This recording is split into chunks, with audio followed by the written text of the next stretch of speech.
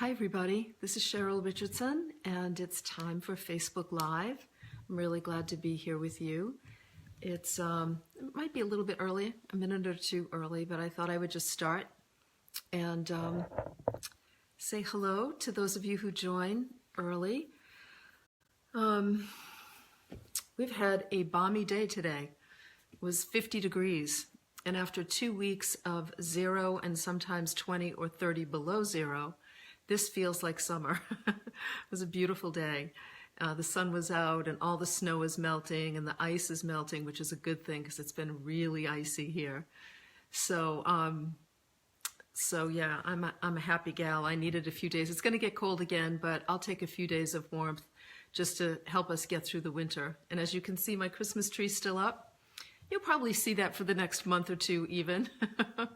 I love it. I just love the lights. I think it's beautiful. So hi Jessica, welcome. And hi Bev and Linda. I love you too. Thank you for being here. Hey Chris, has he called yet?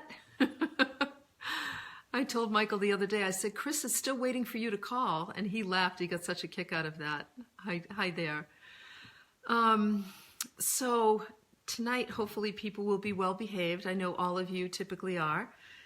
You all are. And so last Friday, I had the launch event for Waking Up in Winter. And hi Donna and Jen, nice to see you too. And Ev, hi Ev, wonderful to see you. Hi Rosina.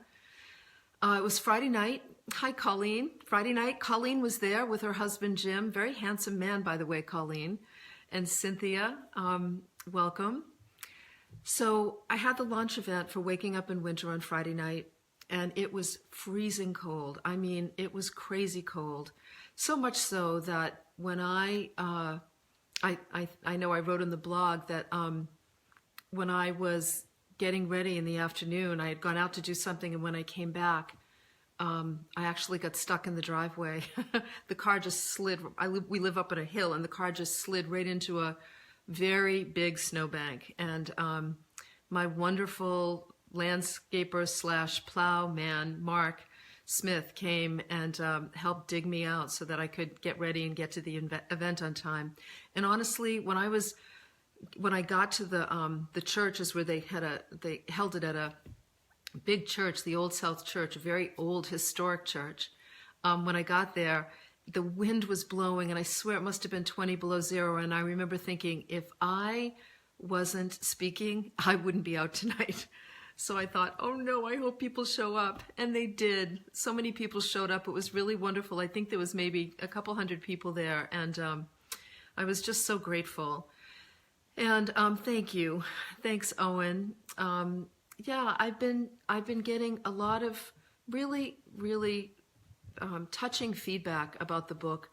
You know, I wasn't sure in publishing this book how it was going to land with people. I've said that before. I know that many of you have heard me say that. You know, it's a journal and it's not a self-help book. And I felt like it was time for me to do something different. And I was really concerned about whether or not people were going to be able to identify with my story, because I know I've lived, you know, a very different life and a pretty busy and blessed life. And I'm really grateful that so many people have written, mostly women, a few men, a few brave, courageous men, have written to say that they could really identify with the journey. I was just having a conversation with a young woman this afternoon, who just turned 40, who said that she's in a real time of transition in her life, and that reading the book makes her feel really emotional. It brings up a lot of emotion for her, and that it really,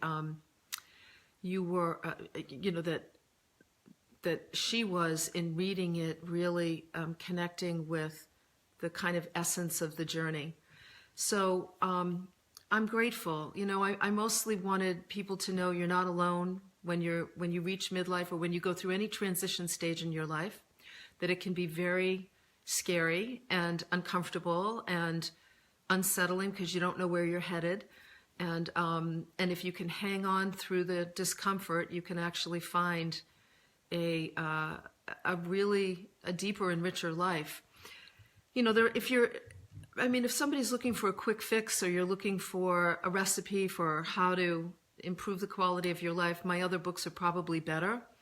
But if you're somebody who's, who thinks deeply about their life and is really interested in being, is interested in self-awareness, becoming more aware, or if you're someone who's in a transition period, or someone who's just a little maybe tired of the how-to information that we all get bombarded with, and instead is interested in reading a story and seeing if you can identify with some of the questions that I ask myself and some of the challenges I come up against and some of the opportunities that I finally say yes to, then you probably will find it to be a helpful and hopefully even comforting book. So thank you all. Thank you for your feedback I'm seeing here. Susanna says, I'm 40 and relate to what you say 100%. And sometimes I identify with Michael more, my husband. God bless my husband. I keep saying thank you to him because, he allowed me to tell our story. And, he's a writer, committed to the truth more than anything else. He only had me change a couple of words in the book after he read it. And I'm really grateful that he let me share the story. So on Friday night, when I was talking about the book and talking about my journey, one of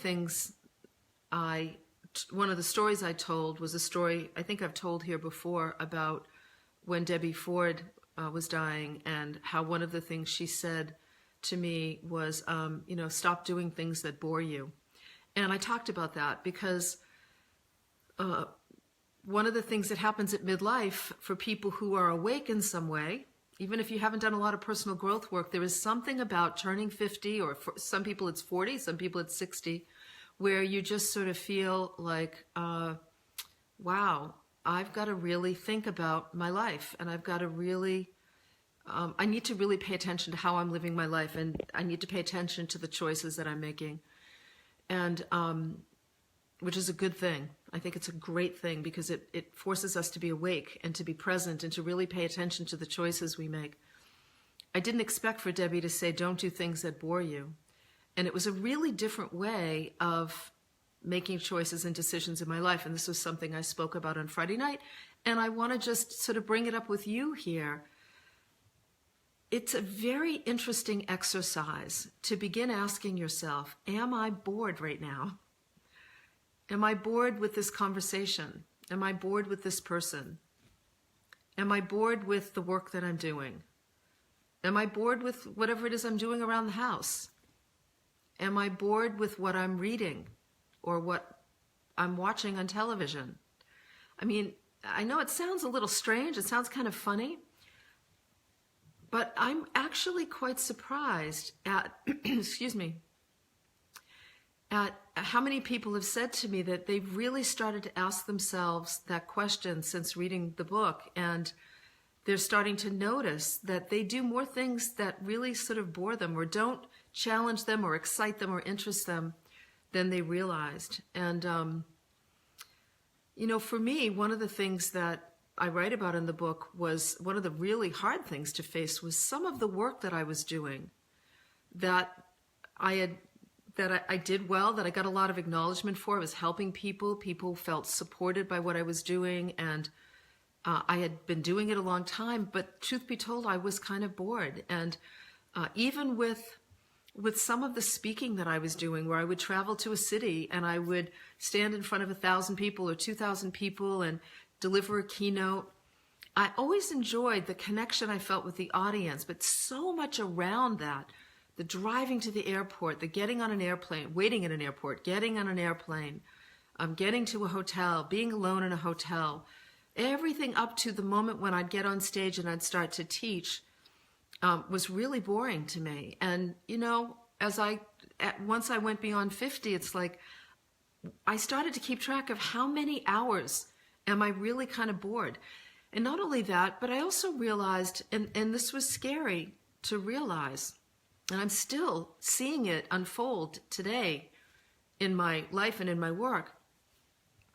I was hungry for a more personal and deeper connection with my students and my readers and the attendees of my workshops, I wanted to go deeper with people. I didn't want to just deliver an inspirational talk, or hopefully it was inspirational. Sometimes it was okay, but I really wanted to go deeper. I wanted to be able to have deeper conversations with people. It's part of why I started doing the retreats. And I started doing them near my home so I could actually drive there, drive home, sleep in my own bed. And I decided I was just going to spend a weekend with a smaller group of people, 50 people, and have deeper conversations about where we're at in our lives and what we're thinking about and what we're worried about and what's important to us and what we've regretted thus far and what we would regret going forward and what kinds of changes we want to make and why we're afraid of making those changes and what we need to do about it. And I have to say that I think this is 2018 is now my third year of doing that. And I'm really enjoying it and looking forward to it. And all of that came about as a result of owning the fact that I was bored with doing something that I was pretty successful at.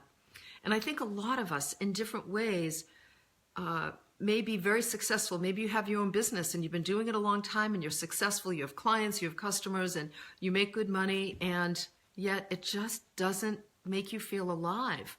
Or maybe you're in a job that's, paying the bills, because you got to pay the bills. We all do. And you've been there long enough and you've got job security and you know people and you know what you're doing. You're unconsciously competent. You can show up and do it in your sleep.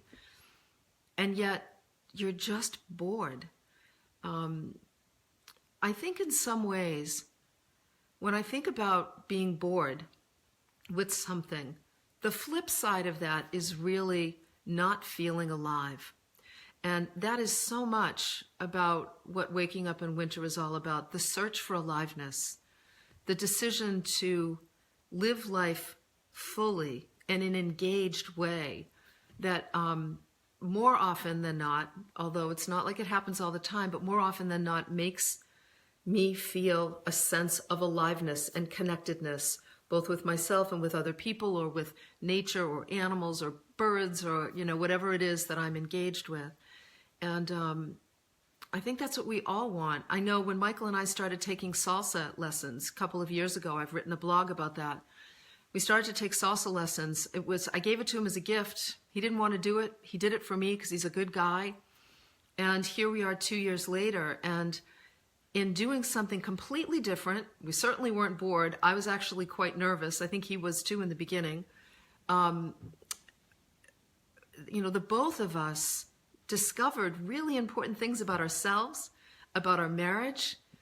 We had fun. We felt alive and completely and fully engaged, even though we were scared. And sometimes that's really important. Sometimes the changes we make in life, the ways that we feel more aliveness and we don't feel bored and we feel excited is because we make a decision to do something that both frightens us and excites us. And I've always said, I think I've said that since writing Stand Up for Your Life, that when something really frightens you and it excites you at the same time, it's a good idea to maybe move forward with that. Take the maybe out of that sentence. It's a good idea to move forward and give it a try. And when we did that with salsa dancing, we lucked out. We found an unbelievable teacher who was really a spiritual teacher dressed in salsa gear. And every single time we would dance, I would feel this deep sense of aliveness. And so that came about by being willing to do something completely different and something a little uncomfortable. So it's a good question to ask yourself. And listen, the other thing that can be difficult is sometimes, this just happened to me the other day. I was talking to a friend and colleague on the phone, someone I've known for a while. And during our conversation, I realized when I hung up, our conversation is always, I won't say it rides the surface, but it doesn't really go deep. And there's, we're always just sort of like catching up, and there's a quality to the conversation that just isn't, that's kind of boring.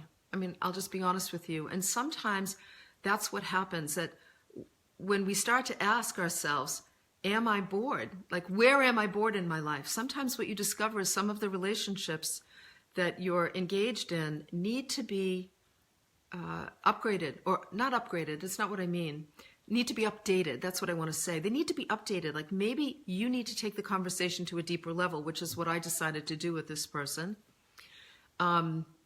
And Michael, I've seen Michael do that too. We were out to dinner one night with another couple, and we didn't know them really well, but they were really interesting people. And Michael, out of the blue, I mean, we weren't even really talking about this, but this is a great example of taking a conversation deeper. Out of the blue, Michael said, "So, what do you think happens when we die?" Just like that. And I'm telling you, from that moment on, the rest of our dinner conversation was amazing. Here were two people we didn't really know very well. We instantly got to know them in a much deeper way as a result of that. And we had a very provocative or evocative and interesting conversation about what we all thought happens when we die and where that came from, like where that thinking came from and what we were still questioning and exploring. So sometimes when you discover that there are relationships that you feel like you've outgrown, or that when you get together you feel sort of bored with the conversation, it's because you need to be differently in those relationships. You need to have different conversations. Sometimes you will discover that there are relationships that you have outgrown and it's time for you to move on, and that's not easy.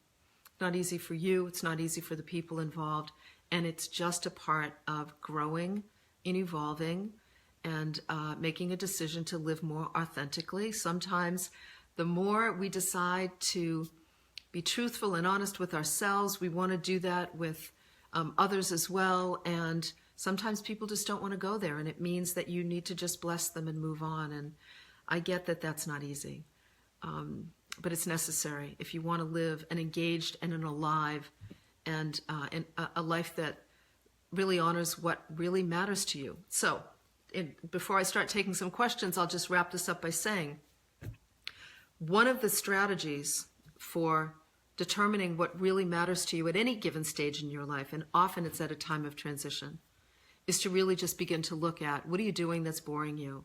What are you doing where you don't feel fully engaged and alive? And what kind of changes do you need to make as a result of that? I promise you, life will get interesting. It will be challenging at times, but it will get really interesting. And the great thing about it is, when you start to do that, when you start to ask yourself that question and begin to make changes so that you feel more engaged in life, two things are going to happen. I bet, number one, you're going to spend more time alone, which is a really good thing, particularly as we get older. Developing a strong relationship with ourselves allows us to connect more deeply with what really matters. The second thing that's going to happen is the universe is going to open doors for you, unexpected, surprising doors that will lead you to some pretty amazing places. I promise you this will happen. I've watched it happen in my life. I write about how it happened in Waking Up in Winter. And even just when Michael and I started taking salsa lessons, I thought I was learning to dance. And what I was learning was something so much more important. I was learning to be a follower in my marriage instead of a leader. I was being challenged to not be so controlling and to try and be the boss and the one in charge. I was taught to be vulnerable and surrendered and open for engagement in a very different way. I was introduced to a real passion for Latin American music, salsa. I mean, all kinds of Latin American music. I mean, I always knew I kind of liked it, but honestly, when I'm in my car, I must have had a past life somewhere in South America, because when I'm listening to music, I feel so alive with, and I wish I could remember some of the people I've been listening to, but so alive with different kinds of South American, Latin, just all different kinds of music in that way. So the universe will open doors and will lead you in directions, oftentimes directions where you as the soul really want to go and experience. It's just that life's been kind of clogged with routine, boring, same old kinds of stuff. And the great thing about midlife is you decide, you know what, I got more time behind me than ahead of me, chances are, although with technology, you never know, medical technology, I might as well make the best use of my time. And why not live a little more? And why not be engaged a little bit more? So anyway, that's what I wanted to say to you. And I just want to say thank you so much to, let me look at your comments now. Thank you so much to all of you who have commented about the book. I really appreciate it. You know, you put so many years of your life into something, you do something really different and scary, and you have no idea how it's going to land. And it means a lot to get your feedback. And I appreciate so much those of you that have gone to Amazon to leave reviews. The reviews are really important. Media looks at the reviews, publishing looks at the reviews, other buyers look at the reviews, and if you know the book has spoken to you in some way and you feel called to, I would love for you to leave a review on Amazon. Even one line is fine. I really appreciate that. So I am going to read all of your comments, I promise. And let me just I'm going to take a little bit of time now if I can answer some questions for you and maybe do some coaching. I'd be happy to do that. Hello from Africa, I see. Well, thank you for being here. And hi, Melanie from Calgary, Canada. Yeah, you just turned 55. I think you'll be able to identify with a lot that's in there. So if you have a question, I'm going to just scroll back. I'm going to put my little reading glasses on here, and I'm going to scroll back. If you want, you can put a giant Q in front of your comment if you have a question, and I will be able to find it probably easier that way. Hey, Mare from Cape Cod. Wonder if you guys have a lot of snow down there. Thank you, Natalie. I'm glad you're enjoying the book. Michelle's saying it's really cold in Dallas. Yeah, I wonder how cold it is. I mean, I know it's been cold there, but when we have 30 below here, it's hard to feel sympathetic. But I do. Michelle, right now I do. Yeah, it's very funny. Hi, Pat and Pia. Welcome. Let's see.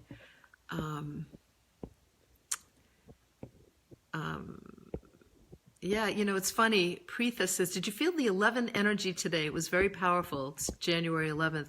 You know what I felt a lot today? I have felt really sad today about Poupon, missing Poupon. I can't even talk about it too much because I'll just start crying. It's been one of those days where I've been just crying off and on all day, really missing him. And of course, I came in here to prepare for the Facebook Live, and I was sitting here, and all of a sudden, I heard in the heating vent a mouse. You know, we live in the country, and Poupon was a mouser.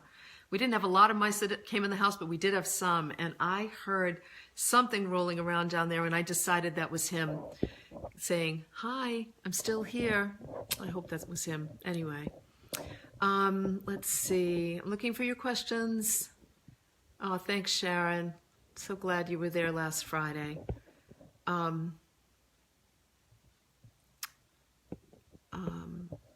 Let's see, I'm looking. Ryan. Thank you, Ryan. Oh. Yeah, Ryan. So Ryan says he's recently been through a rough breakup. God, those are so hard, Ryan, I know. And I always recommend the book by Daphne Rose Kingma. Let me write it down, so I'll put it in the resource section for you. It's called Coming Apart. And I haven't read it in a long time, but it was one of those books that really helped me with a tough breakup.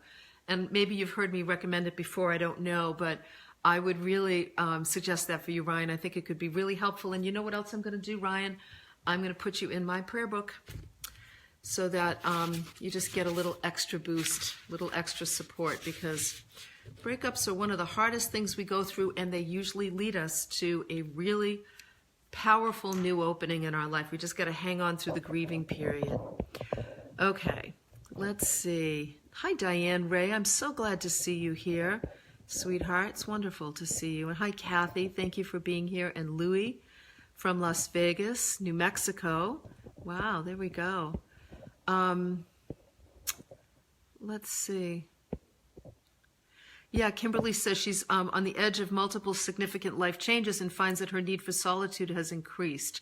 Yes, really important. A lot of times, one of the ways I knew that something was up today is I kept wanting to be busy and distracting myself. And I've been around long enough to know that when I'm trying to distract myself, I need to stop, take a deep breath, and tune in. And when I tuned in, I immediately started crying. And I knew it was because I missed my little cat, Poupon, who passed away almost 2 months ago, but it feels like yesterday.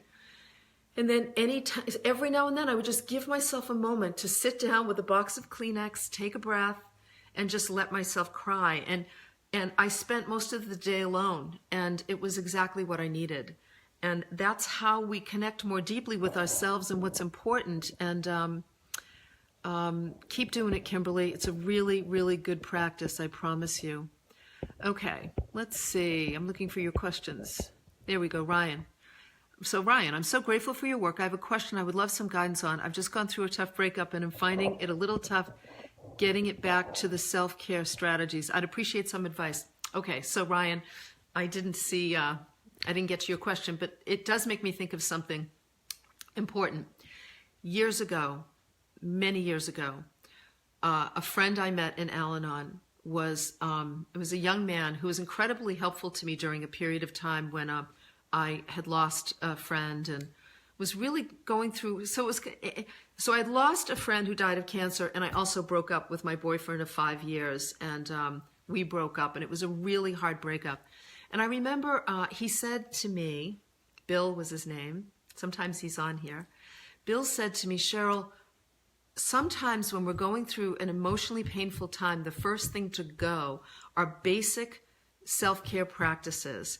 And he was right. Things like, and I caught myself doing this, Ryan, even after Poupon died, forgetting to put my seatbelt on, which I never do, or staying up later than I normally would, or eating sugar when I know better. I mean, just eating more sugar, or not eating at all. Right after Poupon died for 2 weeks, I couldn't eat a thing. And so sometimes it's just basic. You're right. It's basic self-care. And start with eat as well as you can. Like, just get green into you. If you're going to eat junk too, just add green with the junk, okay? Getting a good night's sleep, getting your phone or your computer out of the bedroom. It's not enough to just have it near to have like it on airport or shut off. Get it out of the bedroom. You'll always sleep better without it. It'll feel uncomfortable at first, but sleep is so important. They have a saying in AA, I think it is a slogan, HALT, hungry, angry, lonely, tired.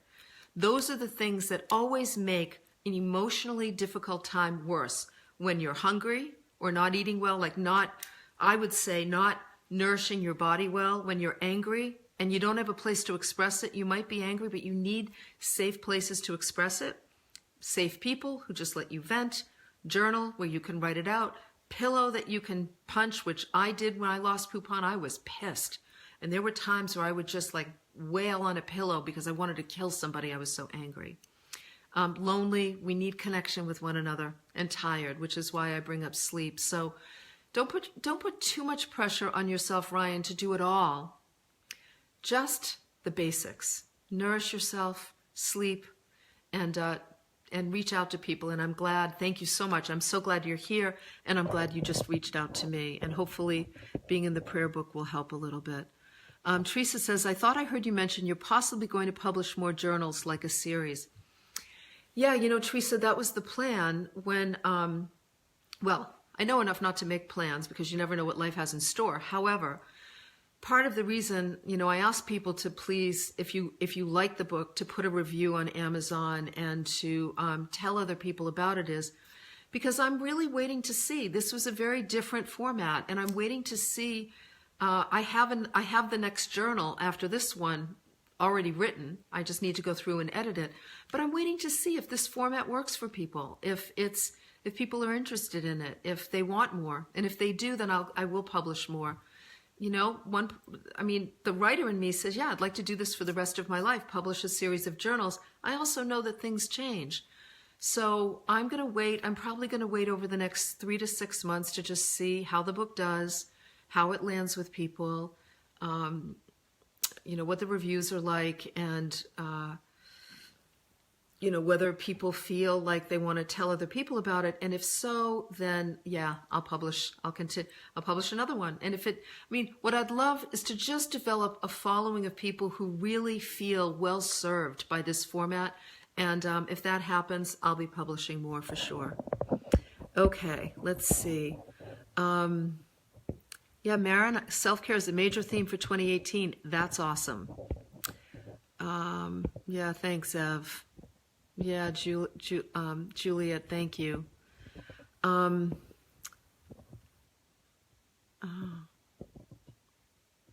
Yeah, okay. So Diane Martin says, my life is in transition, single parent, youngest going off to college this coming fall, going through cancer treatment and surgery this year, really want to move forward, feel like I'm treading water. Should I focus on readiness or waiting? Oh, Diane, sweetheart, I'm so glad you're here, and I'm so glad that you gave me this question. And Diane, would you do me a favor and send an email to Nicole@CherylRichardson.com. Nicole is one of my wonderful assistants. She's here tonight. And just send your address to her, because I'm going to send you a copy of The Art of Extreme Self-Care. And I want you to go right to the last chapter, which is called The Extreme Self-Care. Excuse me. Let me sip some water. Take a little self-care myself. Wait a minute. Don't you love this? Look at this mug. Oh, wait a minute. You can't see. I got this a long time ago from a Starbucks. It says love. I know it's backwards, but it's such a cool mug. I wish they had more like them. I haven't seen them. So, Diane, the last chapter of that book is the Extreme Self-Care First Aid Kit. Sweetheart, this time is all about your presence, self-care, nurturing. It's all about you taking really, really good care of yourself and not worrying about where you're headed, moving forward, what you're going to do. This is all about you focusing on what are the priorities right now. Listen, there's nothing like a diagnosis of a serious illness to help us get our priorities in order, right? I know you know what I'm talking about. Stay connected to those priorities, number one. Number two, please make sure you read anything by Chris Carr. What I love about Chris, I love her. And this is a woman who's been living with stage 4 cancer for, I think it's 14 years now, and she's thriving. And she really empowers people. Like, this is an opportunity for you, Diane, to use this blip, this significant blip, but it's a blip, this health crisis, to get to know yourself better, to become an empowered patient, to become a woman who practices good self-care. I have a dear friend of mine, Melissa, who was diagnosed with cancer, and she took it on as a self-care project. And she stopped doing things she didn't want to do, and she got clear about her priorities, and she started, she went through a major cleanse and ate a plant-based diet, did a lot of the things that Chris talks about. And in 6 months, her cancer was gone. And it was a holistic process to getting healthy. Now, that doesn't happen to everybody. And obviously Chris, who takes incredible care of herself, is, I think, a living example of the fact that cancer doesn't have to kill anybody. We just need to see it as an invitation to practice good self-care. So, of course you feel like you're treading water right now.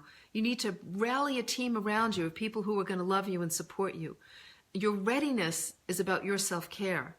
And I'm going to send you a copy of The Art of Extreme Self-Care. I'll write you a little note too, and send you some cards that I love to send. And I want you to just go to the last chapter and read that first, okay? All right, and I'm so glad you were here. Yeah, Victoria asked me, can you elaborate on Louise Hay's quote of not being interested in things that upset you? Yeah, that was in the book I wrote about Louise called You Can Create an Exceptional Life. It was a book that we did together. And Victoria, it's funny, I was really trying to capture what she meant in that passage, and I had to keep working on that, and I wasn't sure whether I got it. She and I were talking one day about criticism, when people criticize you, or when people give you bad reviews, or when people comment on anything, what you're wearing, if you're on television, or how you look, or how you behave, or whatever. And I said to her, how do you deal with criticism? And I can still remember, I can hear her saying it to me, and she just looked at me and just said, oh, sweetheart, I have no interest in things that upset me. I have no interest in things that would upset me. And so really what she was saying is, I don't read reviews, I don't listen to criticism. Look, she was 90, in her mid-80s at the time. She's like, I just live my life. And so that's what she meant by that quote. And I thought it was really, just snazzy when she said that. I thought, you go, girl. Yeah, Jody, this is a great question. Jody says, can feeling bored be a good thing in that you become quiet and introspective? Yes. If you find yourself feeling bored when you're alone, my first coach, Thomas Leonard, who was a brilliant man, said to me, Cheryl, boredom is the gateway to peace. And he's talking about what you're talking about, Jody. Spending time, when you find yourself having space in your life, spending time by yourself and you start to feel bored, that's when you actually want to wait. And I write about waiting and waking up in winter as well. There's a lot about limbo, the zone of in-between, a period of waiting. So sometimes that kind of boredom really is the gateway to peace. Like you've got to just hang in there. It's like sometimes when I'm meditating, I just think, oh my God, I'm so bored. Yeah, keep breathing. Keep focusing on peace. Stay where you are. The soul wins. The body and the crazy mind doesn't. I'm staying right here. So that's where boredom can be a good thing. I'm talking more about, when we're doing things that we just don't want to be doing anymore, or we're hanging out with people that are just not feeding us in some way. And I'm not saying listen, I hang out with my friends and sometimes I'm sure I'm boring as hell and I'm not feeding anybody. But I'm saying on a regular, consistent basis, that's when you really want to recognize, hang on a second here, something's got to change. Okay, let's see what else we've got. Joanna says, hello from Finland. Winter can be a bit boring here. I decided after listening to you, I'm going to finally go learn how to ice skate. Awesome.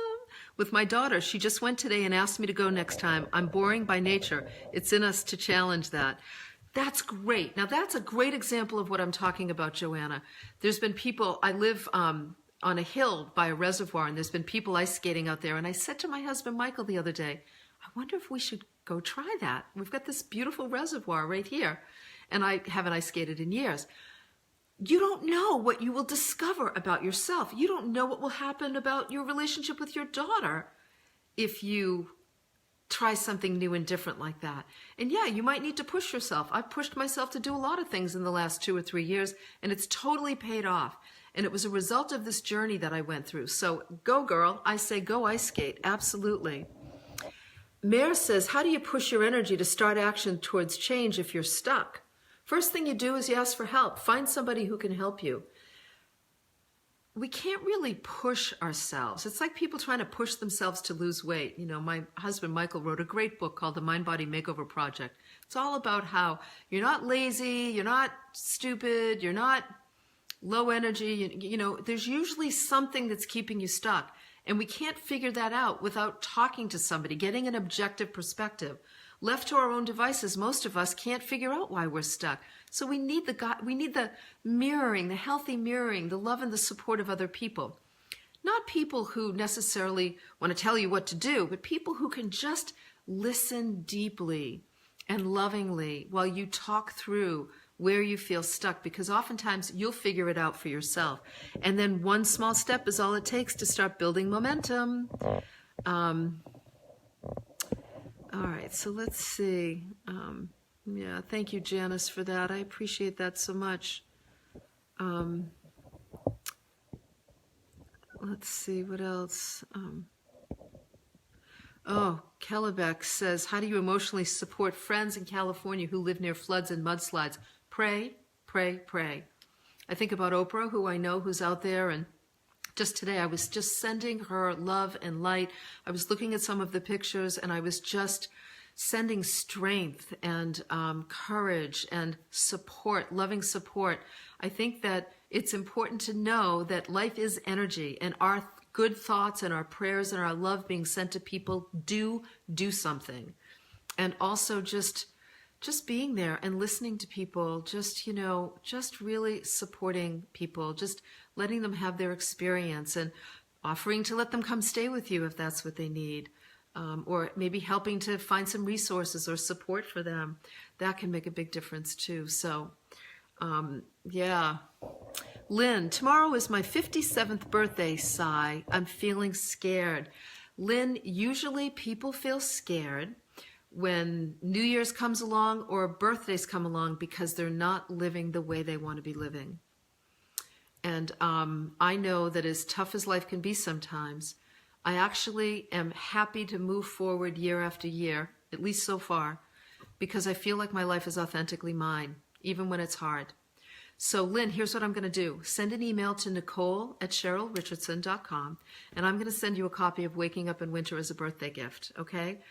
This would be a good time. I'm 58. I wrote it when I was 54. I think it would be a good book for you to read right now, and I hope that it will be helpful. And it's a happy birthday present from me.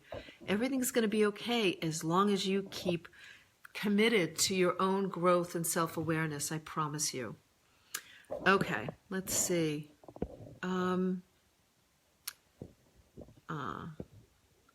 Yeah, Amy, who says, I'm about to turn 40, single, no kids, always attracting and entertaining the wrong guys, then taking way too long to let go.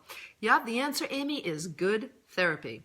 Because the reason, the common denominator in picking the wrong guys is you. We've all been there in one way or another. We're either picking the wrong guys or the wrong girls. And really good therapy, somebody who helps people who are single and want to get into a meaningful relationship, people who have a track record of that. I wouldn't be where I am today without good therapy. I say it all the time. I wouldn't be married to a wonderful man if not only had I been in therapy, but that we've done marriage counseling together off and on throughout the whole almost 25 years we've been together. We wouldn't be without it, because left to our own devices, we just keep making the same mistakes over and over again. So, Amy, I would recommend you consider, check out my book, Stand Up for Your Life, because it has a lot of exercises in it that help you to get to know yourself better. And I would recommend a relationship fast for maybe 3 to 6 months, where you focus more on a romantic relationship with yourself than anyone else. Now, I know that might feel scary, and I don't know if you have pressure around having children, but that's never a good way to enter into a relationship, and it's not good for the kids ultimately either.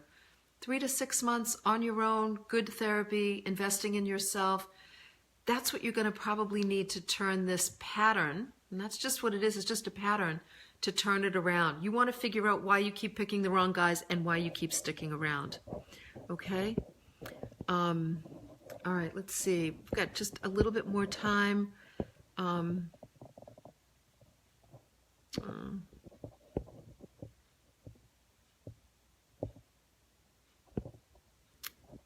Yeah, you're welcome, Ryan. Okay. Karen says, I've begun my new healing hypnosis practice and have become quite ill with a sinus issue. Could this be self-sabotage? You know what, Karen? It makes me laugh because one time I was with my friend John Holland. Some of you may know John. He's a really wonderful guy and medium. And we were together, and I had done something to my eye. I forget what it was. And John said to me, do you think it's something that you're not seeing? Or maybe it's just you hurt your eye. And we laughed about it because, sometimes we just get a sinus issue. It's been a really dry winter. I don't know where you are. And sometimes it's just an illness. And instead of asking yourself whether or not it's self-sabotage, ask yourself a different question. What can I do to take really good care of myself now while I heal from this so that I'm ready and able to go back to my practice? And use some hypnosis. You know how to do it?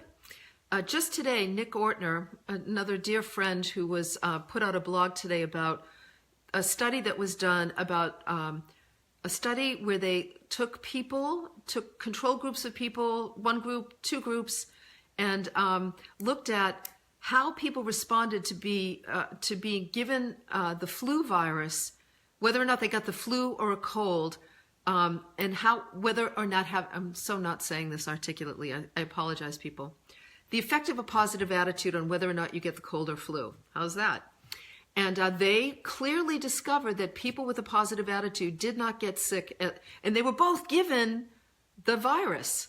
People with a positive attitude didn't get sick as frequently as people who didn't have a positive attitude. So, Karen, I'm excited about my healing practice. I'm ready to go, but I'm going to heal myself first, and I'm going to use this experience to teach me to support my clients even better as a result. So just focus on that, okay? just focus on taking good care of yourself right now. Don't worry about self-sabotage. If you think that there's a part of you that's afraid about building the practice, get some help for that fear, okay? Reach out for help, but just heal. Let your body heal, okay? Jamie wants to know, I haven't read your book yet. Perhaps you answered this at the beginning, but what precipitated you writing this book? What were some of your motivations? Well, Jamie, I've been a journal keeper since I was 12 years old, so I've been keeping a journal for a long time. And really what inspired the book, and I tell the story in the very beginning, is my husband, Michael, who, after hearing me not complain, but just say, I feel like I've written all the self-help I could write. Like, everything you need to know about improving your life is in my books in one way, shape, or form. And I'm not sure what I'm going to do next. And he said to me, why don't you just publish one of your journals? You've always loved May Sarton, who was somebody who published a series of journals in her life. And I devoured every single one and read some of them more than once and learned something each time. And so that was the motivation for the book. And yeah, her first book was Journal of a Solitude, and it was about the writer's life. And I was so excited to read about a writer's life. I was fascinated by her life, and then just felt like I got to know her. And then I wanted to just keep reading about her life. And though I never met her, and I wish I did, she died at 83.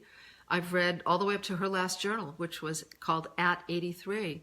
And it was really wonderful to feel like, to just have an inside view. It felt like I was reading, in some ways, a mentor, you know, a woman who I got to experience what she lived through as a writer, and that really prepared me. It really prepared me. So those of you who are writers, I think in a lot of ways, Waking Up in Winter will also give you an inside view. Writers, teachers, speakers, it'll give you an inside view as to what happens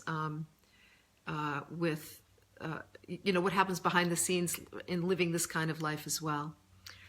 Karen says, just finished reading your book. Loved it. Thank you, Karen. It spoke to me on so many levels, so just need to jumpstart somewhere and something. Yeah, you might start by just writing a journal yourself. Starting a journal yourself.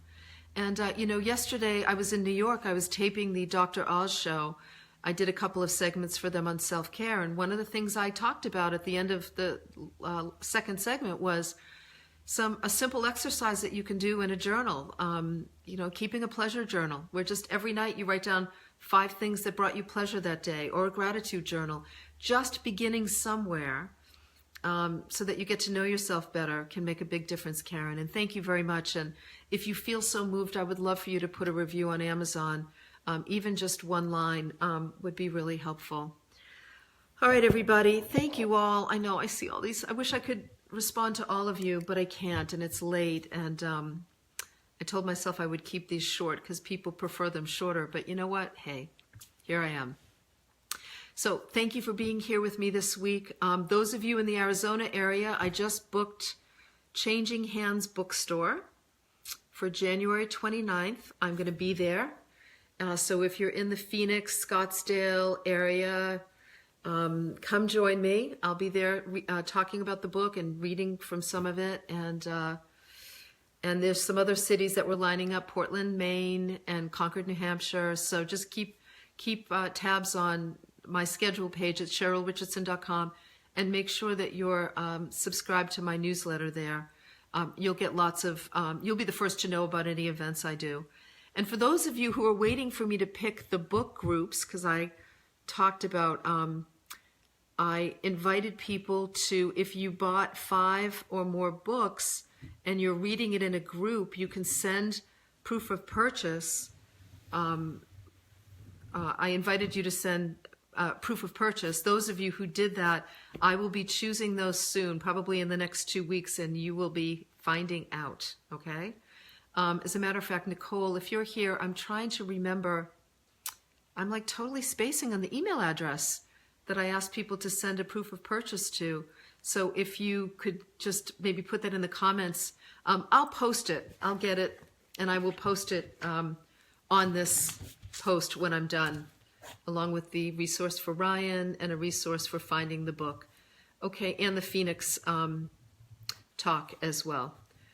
Okay. I think it was a book club at CherylRichardson.com, but I'll find out and I'll put it in the post. Okay, I should know that, but hey, you know what? I just can't remember everything. I love you all, and I appreciate you being here with me. I really do, and I look forward to the next time when we can be together.